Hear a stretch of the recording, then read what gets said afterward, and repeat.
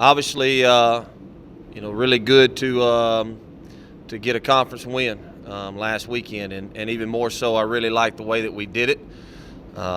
Sometimes, especially in the second half, kind of in dominant fashion. And I was very pleased with the guys' effort. Like I said, especially in the second half, going in at halftime and kind of challenging those guys and really trying to keep the pedal to the metal right there. I thought that they did a very nice job in the second half, continuing to play,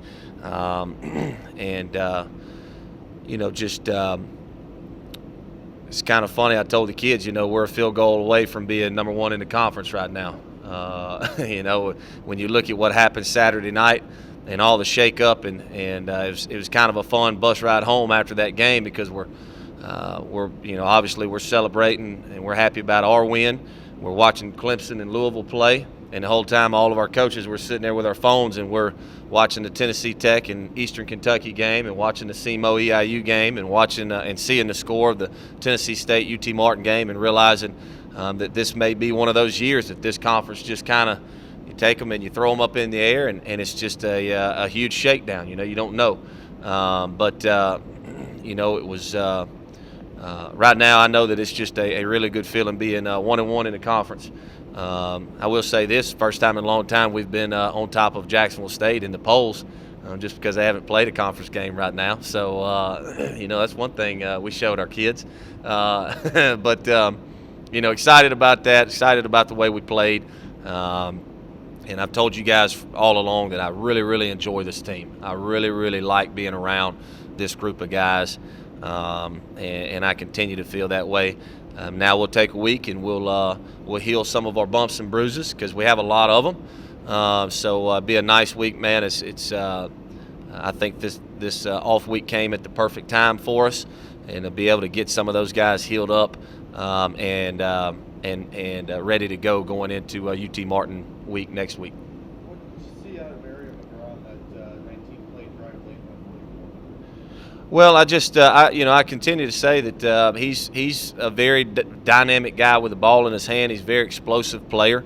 He hasn't gotten a lot of reps before Saturday night, but it seemed like every time he touched the ball, something good happened. It just seemed like maybe they were in the right defense, or we blocked it right for him. Before Saturday, he just always had that knack of making a big play. And then finally, because of DJ's concussion, we kind of threw him in that leading role. And I thought that he did really, he did a really, really nice job for us. There's a couple of runs that he missed. He's just young, and he kept outrunning some of his blocks and kept trying to bang some things outside. And he hasn't had those reps yet because he is so young, and he'll get better at that. But he is a guy that I think when he gets out in the open, he makes you hold your breath a little bit from a defensive standpoint because he is very explosive. And, and it was good to see him do that, and hopefully he'll continue to do that. Is it too early to maybe say he's going to be your leading one for the rest of the season, or is this going to be a kind of week-by-week sort of thing? Yeah, I don't know. It'll be a week-by-week sort of thing. Anytime you got a guy that's, that's a true freshman, you can't just automatically hang your hat on him after one game, because there's some things that he still lacks, especially going into the UT Martin week. They bring a lot of pressures. I know that. I know those guys. I know that's how they operate. They're going to bring a lot of pressure. So it's obviously he's going to be heavily involved in that. And that's something that DJ gives you is a chance to pick up some of those pressures, and he knows where he's supposed to be, and Mario's still working through that. So we'll just kind of take it week by week. But I do know that you will probably see a lot more of him, going forward right there. Dylan Boone leads your team in tackles. Yeah. Talk a little bit about him. Yeah, he's done a tremendous job for us. Been very good for us back there. Very headsy player, very, very gritty player. I thought he did a really good job a couple of times. He seemed to be the guy that got tested back in the back end. I thought he did a very good job from a coverage standpoint for us right there, and just very, very pleased with the way that he continues to develop as a player and develop as a leader on that defensive side of the ball, especially with what we ask that position to do. They do a lot of calls and checks for us on the back end and in our defensive schemes. And, he and Toby Omley and Zach Shipley, they do a really, really good job with that. With the bye week coming in, I guess you threw KD 60 times. He completed an OVC record 49. Would you have gone to that type of game plan if you had not known the bye week was coming the week after? Yeah, we're football math now. I mean, if you're not gonna give us the numbers to throw it, or if we see something in the back end, that makes us want to throw it, then we're going to throw it. If you give us the numbers in the box, then we're going to run it. It's just as simple football math is what we try to do. Obviously, I didn't have a ticker in my pocket or anything. I wasn't counting the amount of times he was throwing it. It just happened that way. And he feels really good. Even today when he came in for treatments, he feels fine. I wasn't as concerned about him throwing it that many times as I was. I tried to let him run it a little bit the other night just because you have to. You got to keep him off balance a little bit. And he got hit on one particular run that I thought he would be a little bit shaken up, afterwards, and he was fine. So we'll just continue to do the same thing we've been doing. We'll prepare him the same way that we've been preparing him, especially obviously this week going into the off week. He will not get a lot of throws, if any. He'll probably loosen up every day, and then that's about it for him. And we'll continue going the route that we're going, because I think that he's done an incredible job, and it's nothing that we're doing as a staff. It's just that kid. He's done an incredible job of taking that role and making the most out of it, because it's very tough to play quarterback without getting any reps during the week and getting that time and with your receivers during the week. And I thought he's done an incredible job of doing that for us. Talk about Jordan Gandy and big plays he's making. Yeah. I'm sure it's going to start to draw extra attention to the defense, especially in the big plays. Yeah, we talked about that after the game. I'm really, really proud of Jordan Gandy. Really, really proud of him, because he's been a guy that was kind of behind the scenes, his first couple of years here, and because we were deep at some spots at wide receiver, and he never could just take that leading role and run with it. And, and he caught a touchdown pass last year versus Tennessee State. He's kind of, you've seen his name. He's kind of spotted in there a little bit. And then all of a sudden, his junior year, this year, he gets to go out and he's the guy. And that was, and even in the spring, if you remember, we came out of the spring and he didn't get to do a lot because he messed his hamstring up, and it was like, golly, man, he can't ever get over that hump and take the spot over. And finally he had a chance to do that, and boy, he's making the most out of his opportunity. And it's like you said, he's kind of become our big play guy. He gives you an ability, because he is a bigger receiver, to go up and get some contested balls. And I thought he did a really, really good job of that the other night. Obviously, moving forward, there's some of those throws that we cannot make. When I met with KD, moving forward and some of the competition that we're going to play, some of those throws we're going to have to be a little bit more careful about making, because it's going to make it that much more tougher on Gandy to make those type of plays. But KD's answer was, well, Coach, if he keeps making them, I'm going to keep throwing it to him. And I said, well, that's a good point there. So, but very, very proud for that for Jordan Gandy and the way that he's played. We talked a little bit about this after the win, but how do you feel your receiving core is starting to shake up? I'm seeing somebody like Stoltz and Jonathan Moss even step in and really absorb some of these touches.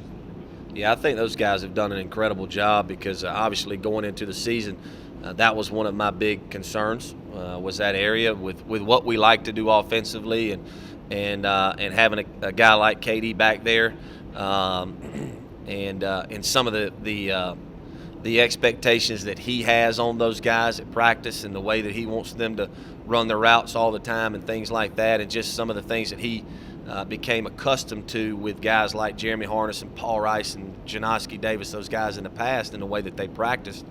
I was really concerned with how a group this young would do, and how fast we could start to get that camaraderie and get that timing and things like that you need at that quarterback and wide receiver spot. And we're not there yet now. Obviously, we've still got a long, long way to go. but I think that those guys are doing a good job preparing themselves and trying to get extra reps and do some things at practice and running some routes the way that they're supposed to be ran, even though you may be going versus a future squad or something like that. I thought they've done a really, really good job with that. I think that we continue to make big plays. There's a lot of third down conversions the other night that you saw some of those guys, Jesse Blackburn make, and Tyree Gray had one, I think, and and Moss put us in. He made a big third down catch and put us in a situation to go for it on fourth down one time. You keep seeing those guys continue to develop, and that's our big word around here, around this football program, is we want to see guys develop, especially this year because we are so young and we are so new. That's what we're in a developmental stage right now, and especially on the offensive side of the ball. And to see those guys continue to develop is very encouraging.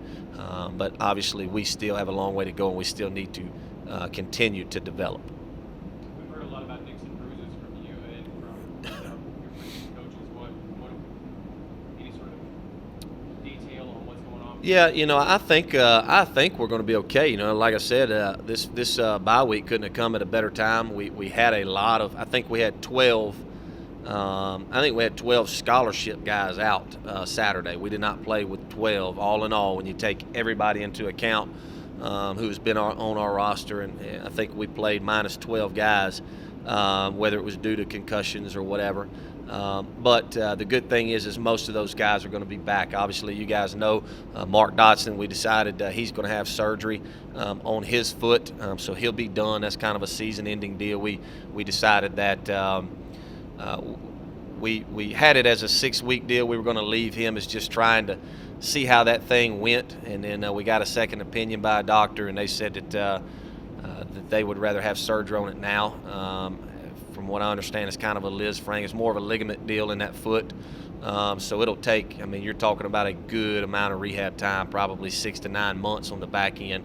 So we decided to go ahead and take that right now. That way we can get him back, so he'll be done. But most all the other guys, you're looking at coming back. Chris White will be back. He was a concussion guy. He'll be back. Demetric Johnson, he'll be back. He was a concussion guy. Zach Wade, he was just an ankle, so he should be fine given the next, period of time that we have to get him ready. A lot of guys that were nicked and bruised and things like that, they'll have a week now to get back. So we should be okay. I feel pretty good. Now, if we had to play tomorrow, we would be in sad shape. Our practice tomorrow, we'll make some changes there to the schedule, but that's just what you do on an off week. Is Dotson eligible for another redshirt? I don't know. We'll look into all of that. Like I said, we just came to the conclusion or to the decision to have that surgery for him. So we'll start looking into his options. And obviously, I would like to get another year out of him. He only got to play 7 plays, and then he was done. So obviously, I'm going to look into that very hard because I think the kid deserves it. I think he's earned it and he's deserved it, and he's done the things that he needed to do to get back. And he took his year off, and obviously he's wanting to play. He's wanting to get back out there and play. How's his attitude been? I know that he seems adamant just to get back and play. Yeah, he's been unbelievable. I'm telling you, man, I cannot say enough about this group of players. And I hope they see this, to be honest with you, because I'm having a lot of fun with these guys. And I know that probably sounds weird coming from a guy who's sitting at 1-4, but I'm having an awful lot of fun with these young guys. They are a great bunch, and I've said this all along. If every transfer I ever got came in with the attitude and the personality that Mark Dotson came in with, I would take them 100% of the time. I'd take them every time. I really would, especially a guy who came in with all of the, I guess I should say, clout, or the type of high school player he was, and he signed at Ole Miss. He was a big get for us coming in here, and has not been 1 ounce of big time in him. Didn't want to change his shoulder pads because his shoulder pads weren't the same that he had at Ole Miss, or the cleats. Hey, where's my shoes that we got tennis shoes to work out in the weight room at Ole Miss. Where's my tennis shoes now? Nothing like that. Just been unbelievable, and so that's the reason why I say I'm hoping that we can dig in to get him another year. When we see the Illinois tape and you take a look at those 4 carries, 16 yards, where would he have gotten the list rank? Would it have been a plant? Yeah. Just a plant. It's just it's like I said, it's a ligament deal. That's the reason why his X-rays were coming back negative. There was no stress fracture, nothing skeletal. Nothing with the bone. It's just a ligament deal right there, and it's one of those kind of tricky situations because you could just sit him out and not do anything, and he would probably heal up. Or you can go ahead and say, hey man, let's have surgery right now and let's start the rehab process just so we can make sure. And at the end of the day, we just collectively decided that was going to be the best decision moving forward.